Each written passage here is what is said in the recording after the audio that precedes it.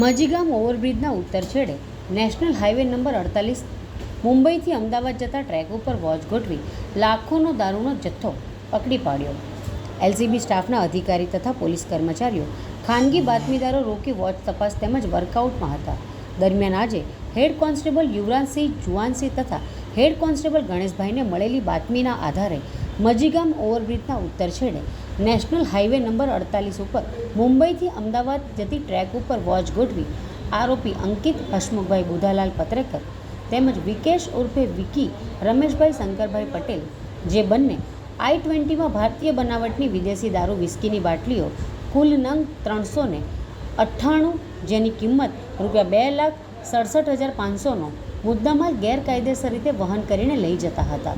તે દરમિયાન પોલીસે આ પકડાયેલા આરોપીઓ તથા વોન્ટેડ આરોપીઓ વિરુદ્ધમાં નવસારી રૂરલ પોલીસ સ્ટેશન ખાતે પ્રોહિબિશનનો ગુનો નોંધીને વધુ કાર્યવાહી હાથ ધરી છે.